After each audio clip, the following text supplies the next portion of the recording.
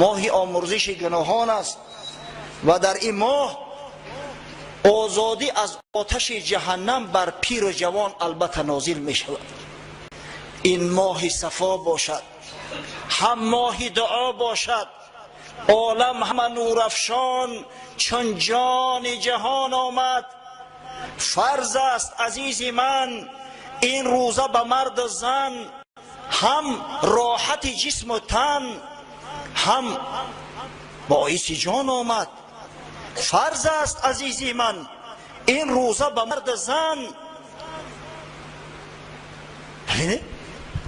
این روزه میگه برای مرد و زن مسلمان فرض است. ای عزیزی من، این را خدا تو فرموده است، یگان مخلوق نه، حتی یگان پیغمبر نه، همو خدای بزرگی که خلقت کرده است همو فرموده است.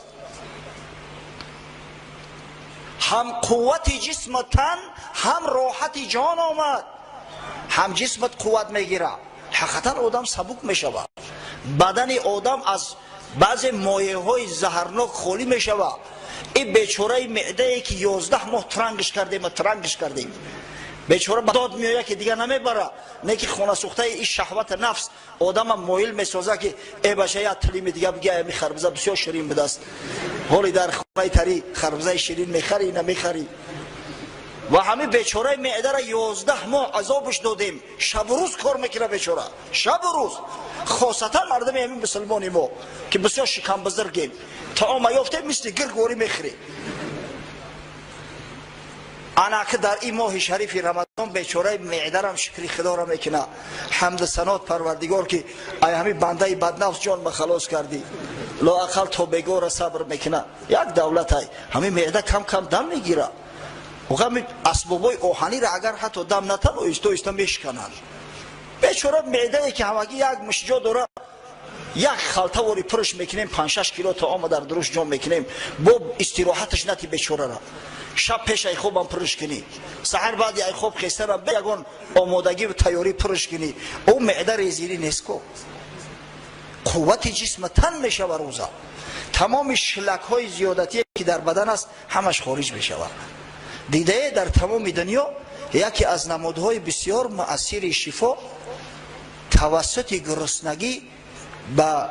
بیماران تلقین کردن آن که همه شفای شما در گرسنگی است، در پرهیز است، در کم خوردن است.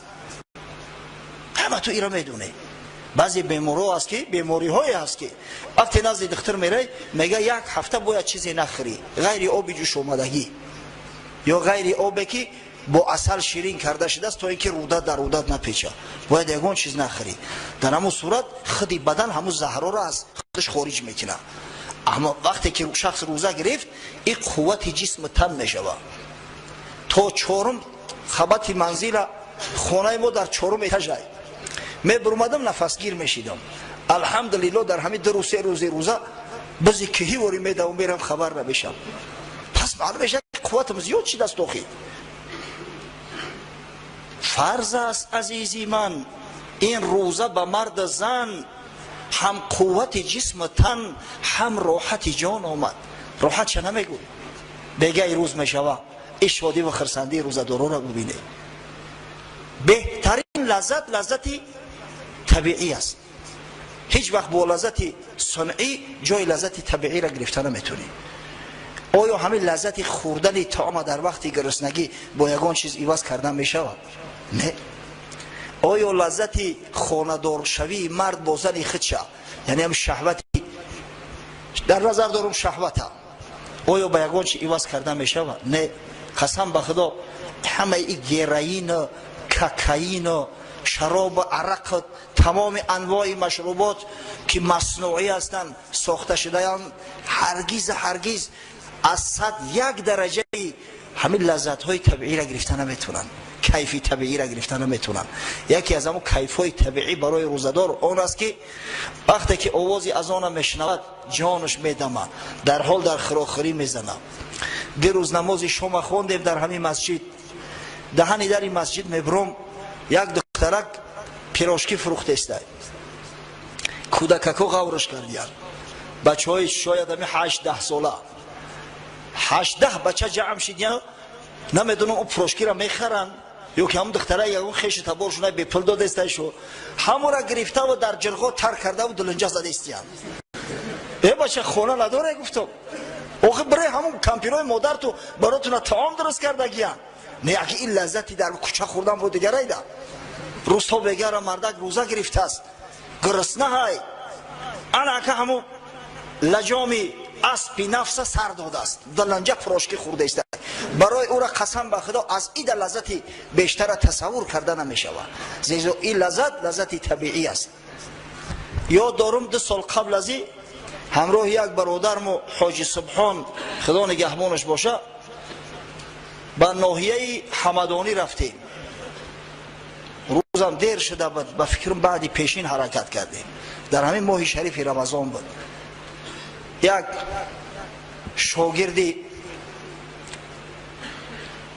چه بگم اکه سبو کرده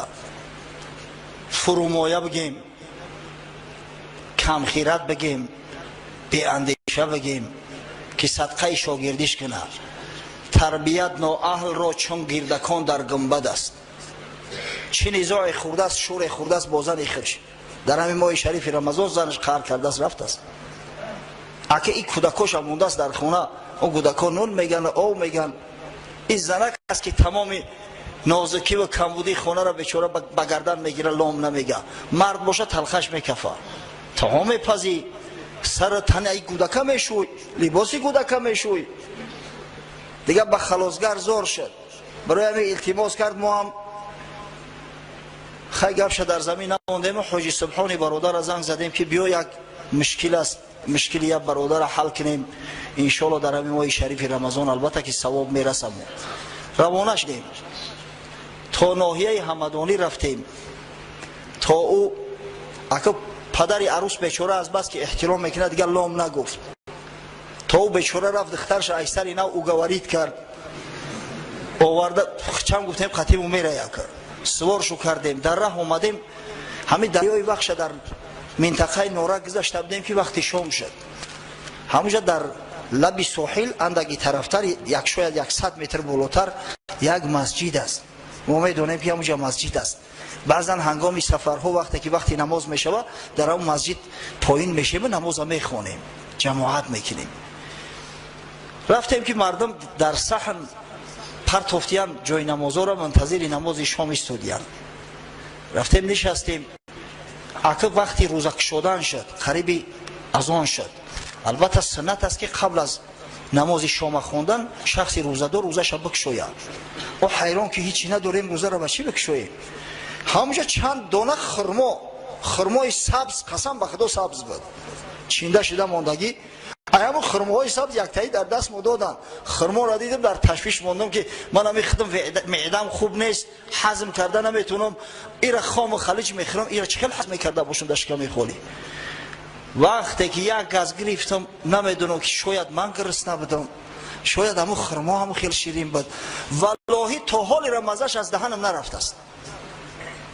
من خیال کردم که شاید همین لذت من تنها چشیده باشم او برادر سوال میکنم حاجی را میگه به خدا خیلی خرمای شیرینه ای اگه شاید او قدر شیرین نباشه نه که ما گرسنه بودیم وقتی طعام خوریم بود وقتی آدم گرسنه باشه همه یک پاره نان خشک از برابریان در بلذت میتوه یک خرما چی که 3-4 خرما زدیم اومدیم در درون ماشین گوشت قیله گرفته است و بیچاره او زنک برای گودکش شاید گرفته باشه قیله را کشودن یک تعارف میکردن همه قدر گوشت بلذتی هست دیگه تا دوشنبه را همون گوشت خویده اومدیم یعنی که این لذتی بسیار عالی و عظیمی هست وقتی شخص به خاطر خدا روزه میگیره امتحان پروردگار را پشت سر میکنه و بعداً به امر و فرمان خدا روزه خودش میکشاید اطیعوا الصیام الی اللیل خدای بزرگ در قرآن گفته است که روزه هاتون به شب اتمام ببخشید روزه هاتون بکشوید یعنی روزه تا وقتی همون غروب آفتاب است هم قوت جسم تن هم راحت جان آمد پس خدای بزرگ روزه ماه شریف رمضان به خود نسبت داد در روایت دیگری که در صحیح مسلم آمده است پیغمبر صلی الله علیه و سلم از نام خدای بزرگ خیش روایت میکند کل عمل ابن آدم یضاعف الحسنة عشر امثالها الى 700 ضعف.